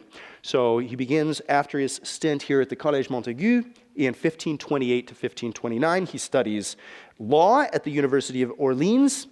And what happens there is extraordinary. Calvin looks back and he's not exactly sure why he studied law. Now we look back at Calvin and know exactly why he studied law, right? He needed that legal training to be able to organize Reformation theology into this very tight, very carefully organized intellectual system. Calvin's legal training obviously did him well. But besides that purpose that we can look at back here, we can also say that God had a divine appointment. And I like to say that Calvin was definitely predestined to go to Orleans here because he meets his cousin, who in this image looks massively older than him. It's because of that beard, that young Reformation beard that he's starting to grow there. Which they all sort of start to grow. But anyway, this is Pierre Robert Olivetin, so called. That's his nickname, Olivetin. And let me use another marker. Here we go. His nickname, Olivetin, or Olive, because he's always burning the midnight oil. And of course, that was their lighting system of the day. You burn olive oil to create enough light so you can study your books and things like that. And that is what he's doing. Do you remember back in November when we had the huge power outage and we were out of power for days and days? We were living all by candlelight here in this terribly cold city. You recall that? Seems like it was lifetimes away already. Did you do any reading at night? That really strains your eyes. But you'd have to, because the sun goes down at like 4 o'clock in the afternoon, and you're not done with your studies. You're gonna read for hours later. So this man was here, a very studious chap. He's a cousin of Calvin, so they actually knew each other from childhood, but it's not till this point in their life that they forge an adult friendship and really become significant influences on one another. Olivetin becomes a very significant influence on the young John Calvin, who's now throwing himself into Hebrew and Greek studies. Yes, again, I'm fascinated by what it would be like to experience the Reformation during the day. with so much uncertainty in the air and so much unknowing of where this was going. But one of the things that seems clear is that these reformers pick up the Renaissance humanist agenda, this academic agenda of studying the Bible in the original languages. That's one common theme that we see throughout these reformers. And that's what John Calvin is doing. He becomes quite a brilliant Hebrew scholar. If you read through his Institutes, you'll note that on almost every page, his attentiveness to the Old Testament text. Olivetin translates the first translation of the scriptures into French from Greek and Hebrew. So that's pretty interesting. Calvin is a family member, a family relation of the guy who translates the first French Bible from Greek and Hebrew. There had been French translations from the Vulgate, but this is the first from the original Greek and Hebrew. And Calvin, by the way, writes the preface to it. How come you look back in history and all the great people knew each other? That bugs me when I look back. It always happens. There's always this circle of people that sort of get together. I like to think back in the artists in 19th century Paris. How did they all know to go there? I wish I knew. Here, Calvin is writing the preface to this Bible, and this is the first time as we look back at Calvin's development, that we can start to see clear anti-papal sentiment. So he's very, for Calvin, as this Reformation agenda begins to coalesce in his mind, it starts to become anti-Roman Pope. That's part of the agenda that's starting to come, and we can see that here in the preface. Now, this is again from John Calvin's 1564 commentary on the Psalms. So this is again near the end of his life, but Calvin is reflecting at this early period of his life, and he says this: "At first, since I was too obstinately devoted to the superstitions of popery to be easily extricated from so profound an abyss of mire, God, by a sudden conversion, subdued and brought my mind to a teachable frame, which was more hardened in such matters than might have been expected from one at my early period of life. Having thus received some taste and knowledge of true godliness, I was immediately inflamed with so intense a desire to make progress therein that although I did not altogether leave off other studies, yet I pursued them with less ardor." So he's pulling away from the Roman Pope and is throwing himself into biblical studies, and we begin to see the Reformation agenda coalescing, coming together. John Calvin studies law for 2 more years. Studies law at the University of Bourges from 1529 to 1531, and Calvin earns a licentiate in law. After the death of Calvin's father, and now he's lost both his parents, Calvin, what does he want to do? He wants to return to Paris and get back to studying biblical Greek and Hebrew. And that's what he does at the newly founded Collège Royal, or the Royal College, from 1531 to 1532. While at Paris, Paris is becoming a hotbed for a Reformation agenda. And I'm just fascinated by this. We have the circle of the reformers, the Reformisten, they're called. It's a German word for the reformers. We have these basically little study groups popping up where people are getting tracts from Luther or from Erasmus in the Netherlands. They're getting in this interesting reading and they're starting to read it, try to figure out what would this mean? How could we put this to work? What would it mean to use? This is good stuff. Look at what they're publishing. It's kind of an amazing. There's an amazing novelty to the Reformation at this period that I don't think we easily appreciate. On November the 1st, 1533, Nicolas Cop, C-O-P, Nicolas Cop is elected the rector of the University of Paris. This is a big deal. He's a personal friend of John Calvin's, and he becomes the rector of the university, which of course is like the president today, so he's the head honcho. And at Cop's inaugural address, he's addressing the university for the very first time, he dedicates his lecture to justification by faith, which is also one of these agenda items or theological points that's coming in and beginning to make the Reformation a core movement. Well, that's the end of Coe's career as rector from the university. The trustees of the university recognize that Coe is going to take the university in a very non-traditional, very radical direction. Coe is sending out very clear signals that he's aligning himself with these Reformisten, these reformers, and that's the end of his career. He's sacked. And what does Coe do? He is a persona non grata. He's not welcome in Paris anymore, so he moves to Basel, and Calvin moves with him. Now, this is a very significant move for Calvin because he's beginning to so align himself with Reformation work that he's willing to essentially put himself in exile or leave Paris with Coe. And also what Calvin does as he arrives in Basel for the short period of time is he throws himself into writing theology. He begins to write the Institutes of the Christian Religion.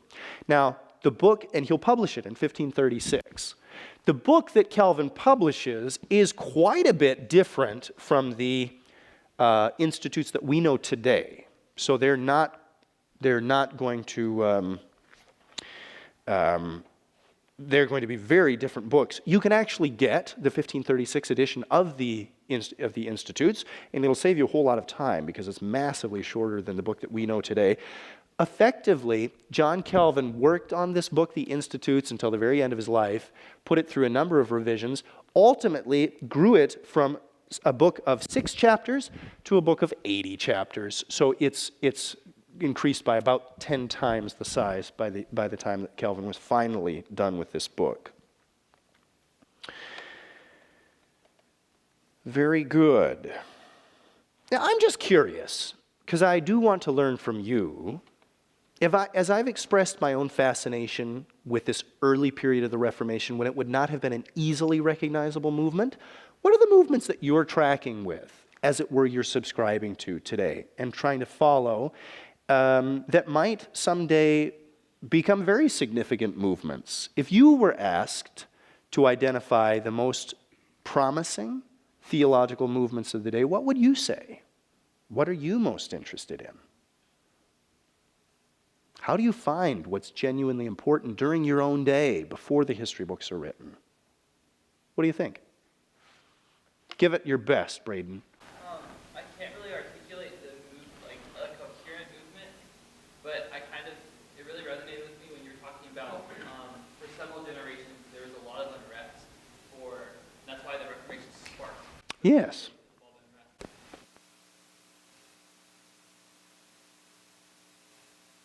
Blanket statement that the way the American church is just struggling a little bit.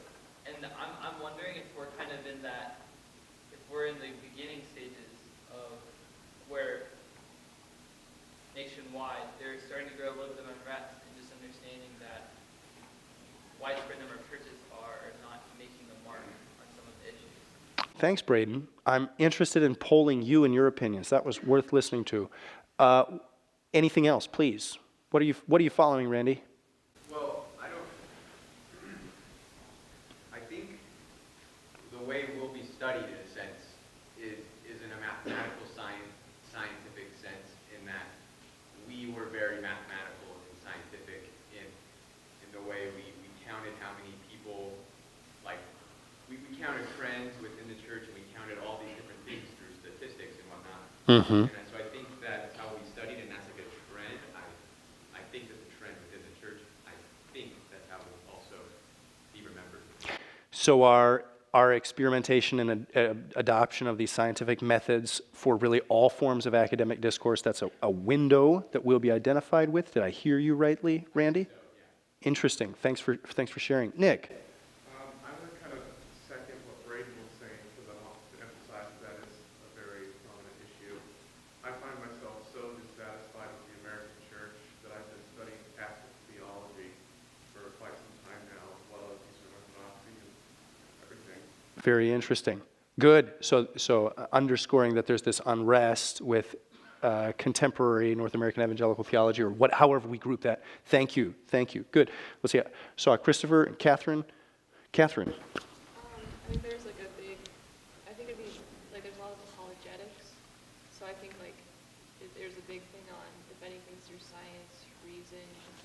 history. So, just apologetics. Okay, good. And that we could look to apologetics as a promising avenue towards the development of theology. Did I hear you rightly there, Catherine? Thank you. Thank you. Christopher. I'm going to go off what she said there a little bit. I think people will look back on us as more of, instead of movements, more of like counter movements. In ways like apologetics and sort of refuting postmodernism and all that.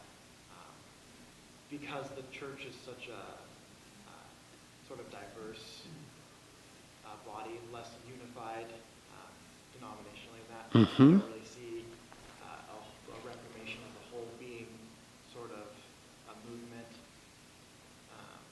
And so it'd be more like counter movements against secularism and all that. There's a defensiveness to most of our theological agenda points. We're defending against secularism or whatever.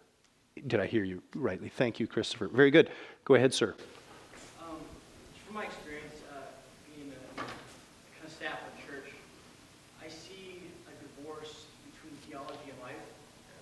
And the way it plays out in the congregation is that there's this disillusionment. And I see it kind of stemming from isolation. It's a failure of community, of the true community that God intended, that kind of fellowship of sinners.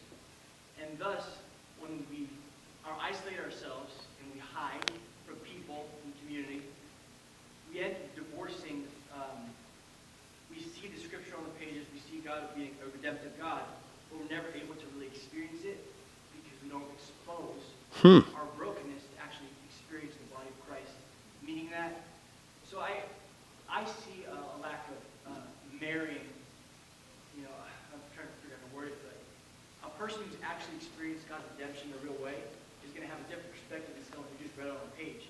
Internalize it. All in favor say aye. So what is that going to do? Where will that vacuum, what will that cause? And I don't have any idea, but I'm interested in your thoughts. Yep. I think that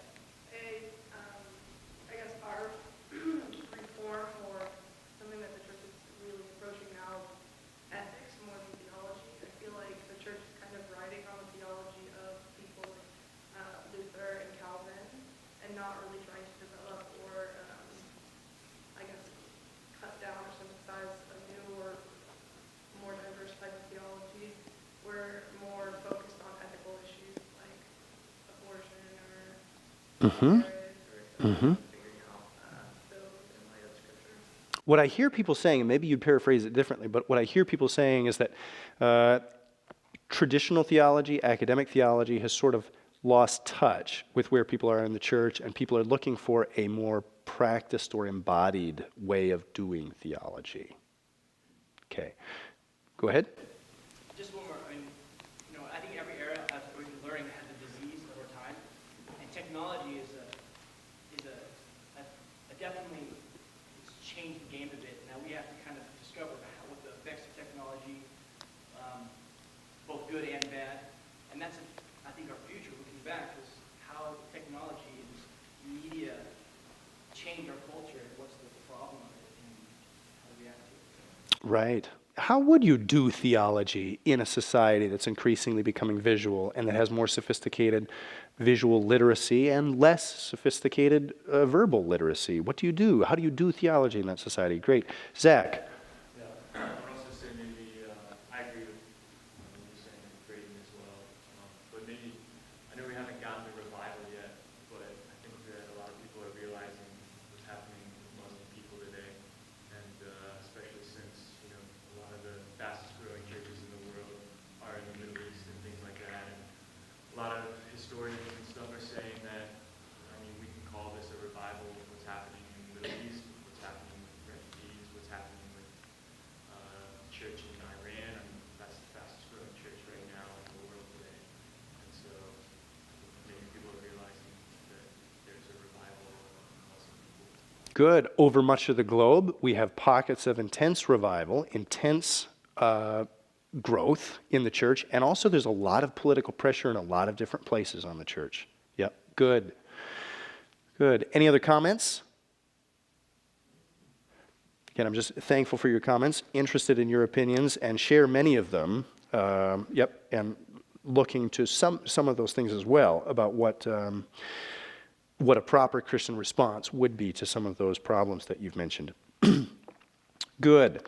All right, let's back to John Calvin very quickly here. John Calvin is writing the Institutes. He publishes it in 1536.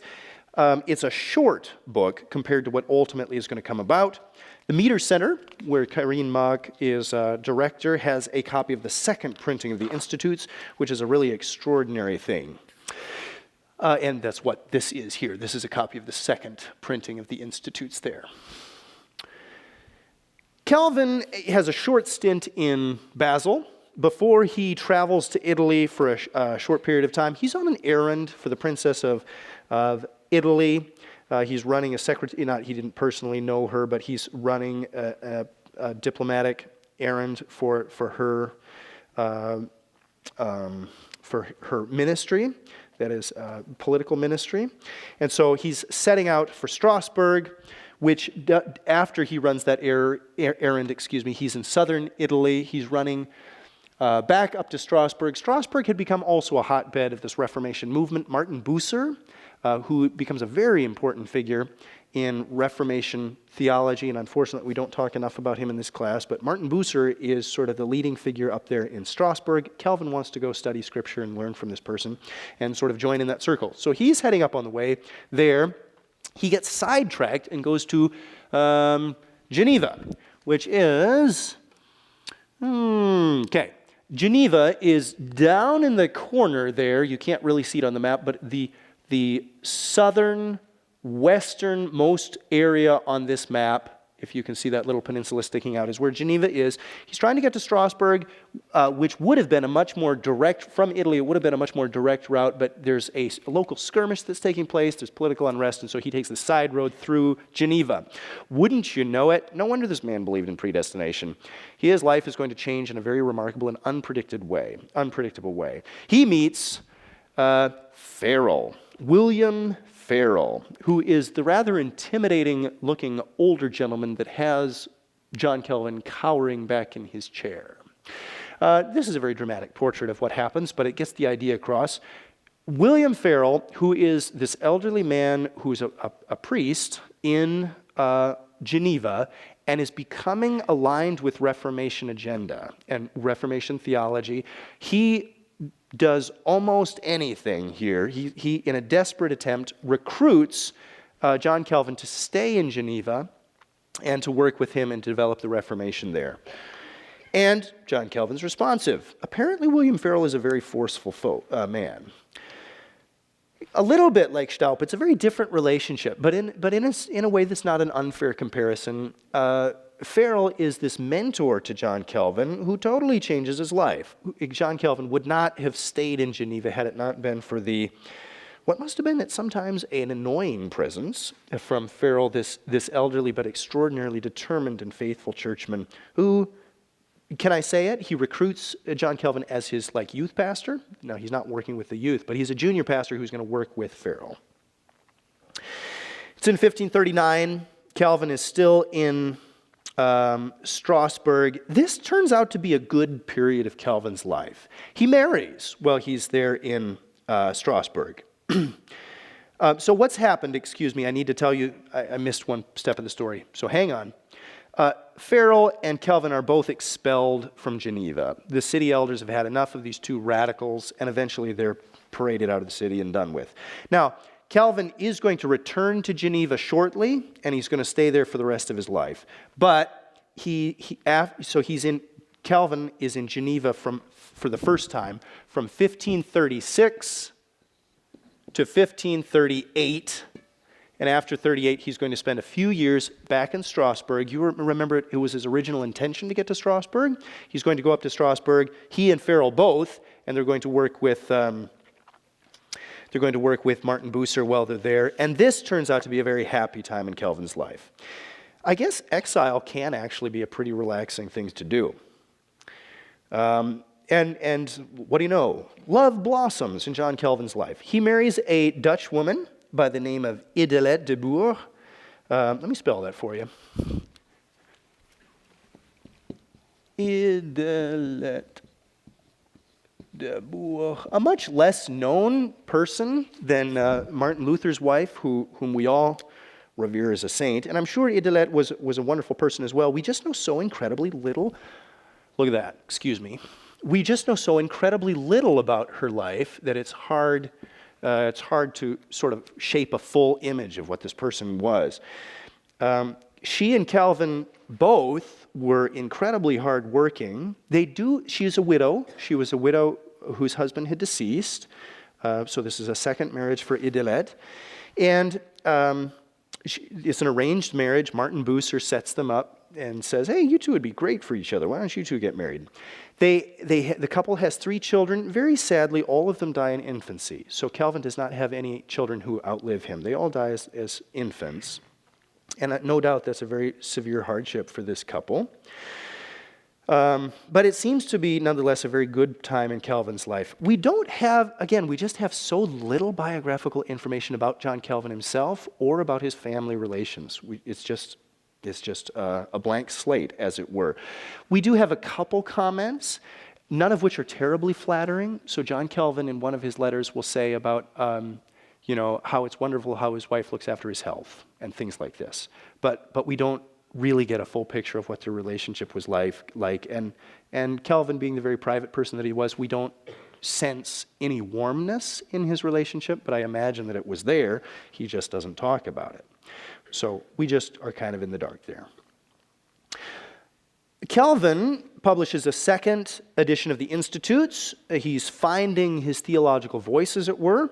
It's in 1539 that he publishes the second edition. And in 1541, he returns at the request of the city council, the city council elders. They request that Calvin return back to Geneva. And Calvin does come back in 1541 and stays there till the rest of his life in 1564. So he is going to be in Geneva for the rest of his life. He's going to do some really amazing things. Scott Manich gives us such a wonderful picture. These are the years that John Calvin is working in Geneva. Scott Manich gives us such a wonderful picture of the institutional life of John Calvin and the things that he built there in Geneva. I was impressed by Scott Manich's analysis that one of the reasons why Calvinism fares so well world over for the next several centuries is because of its attunedness. It's so well polished and so carefully, it's such a coherent theological system. I was very impressed by that observation. John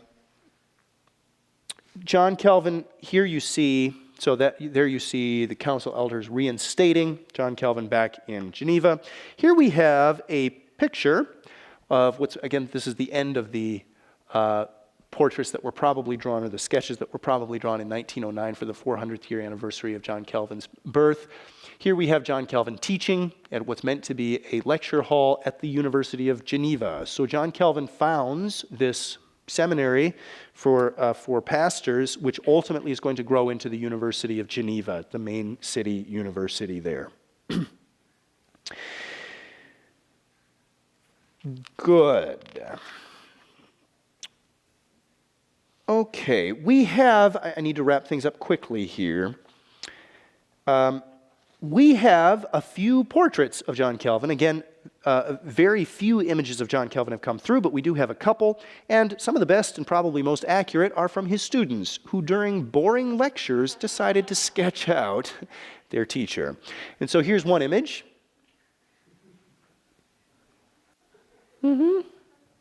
I think I can learn two things from this image. It was both cold in Geneva, and he looks to be a humble sort of chap. I think he would speak with a soft voice. I'm not sure if that's true, but it looks like it to me that he would. And here is another image that we have from one of his students. It's become, I think this is part of a stamp, is that right? Therefore you see the post stamp next to it. And one last image. There he is lecturing away. Do you think we should start using those hats, folks? Or like, the reformers had these hats and they had beards. What do we have? Tight jeans. Oh, come on. So what are we going to do to sort of, bring about solidarity for our movement? I don't know. Think it over and give us some good ideas. Your teachers can't wear tight jeans. You'd laugh us out of the lecture hall. But come up with some ideas that work for all of us, if you would. Here is the pulpit from which Calvin preached. He, of course, was the minister at Saint-Pierre, St. Peter's Church in Geneva, for the rest of his life. Now, I'm going to have to quit there, folks, because we have 5 minutes. And do we have a quiz? Do we have no second quiz? But let me take the last 5 minutes of class that we do have for any questions, and then maybe next period I'll pick up with the institutes, or maybe we'll go back and finish up things that we didn't get to in the Lutheran Reformation. But so much for the life story of John Calvin. I was glad that we could get that all taken care of in one time. Any questions that you might have or reflections? Please, Braden.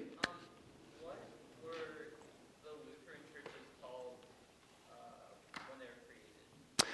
That's a really good question. The point is if they were made in reference to Luther, and if he Yes. like that, or if he didn't. Good. Okay. So the churches would not really have had, so from 1517, when the 95 Theses go up, until 1529, there probably wasn't a consistent terminology used, at least not that I'm aware of. So I think there was real flux. After 1529, they began calling themselves Protestants, because what happens at that time is there's a group of who become Lutheran lords who band together, and in this mutual defense pact, they become known to one another as Protestant. So it's the Schmalkaldic League that bands together in 1529, and that's when the language of Protestantism comes about and starts being used. Evangelisch, that is what we call evangelical, but it's not the same thing. In German today, you'll speak of evangelisch, which means Lutheran, and evangelikalisch, which means evangelical. But that first word, evangelisch, evangelical, is, I think, what was used at a very early period. Good. Other questions? We have 3 minutes. Time for another question or two. Any thoughts? Oh, I'm sorry. We've got a couple that came in. Thank you. Did Calvin's theology change between the 1536 edition and the final edition of his Institutes? Most certainly, and I can't speak very articulately to that, but we will, in a later class period, just look at the topics that are addressed in the book. And in the 1536 edition, it's just a very narrow band of topics that Calvin is addressing. And by the end, it's like the Summa Theologica. He's talking about just about everything in the Christian system of theology. So I'm sure Calvin developed his ideas. I'm not sure if there are points of direct conflict so much as expansion. He just expands his ideas. Good. Daniel. Yeah, I feel like we have a really well-rounded picture of Luther and his character develops as we study him, and not so much with Calvin, even though Luther was earlier. Is there a good reason for that? I think there is. It's Calvin's aversion. It's two things. It's his native humility, which means that he doesn't want to take center stage. And I think part of that is just personality. That's my reading of it. He's not this bombastic figure like Luther is. Luther was not afraid to do really outrageous things. And I think we can be grateful for that now. Calvin was a much more quiet figure who didn't like to be the center of attention. And so I think for reasons of personal temperament, we have less of him, but then also for theological convictions. At this point in time, he's very set against imagery of any kind, and is very cautious not to do something that would seem to be vainglorious or self-aggrandizing. Good question, Daniel. Was there something specific that provoked Zwingli and Calvin to challenge the belief that celibacy was a superior lifestyle? That's a very good question. One of the pieces that we didn't talk about today is sort of this, as the monasteries are closing, and you have monks and nuns in the hundreds and hundreds sort of pairing up and marrying, there's this huge change in an attitude towards marriage that happens in the 16th century. Now, why is it specifically that Zwingli and Calvin are opposed to the superior, so the view of holding celibacy as a superior lifestyle. Actually, can I just footnote that or flag that question? I'm not sure the ins and outs of their views on Paul's teaching in Corinthians 7. So actually, before I answer that, I need to go study that out. Thank you. Last comments. Thanks, class. You've been a great class today. Thanks for your patience with the missionary interview project. Keep me posted if I can do anything for you. Look forward to seeing you next week.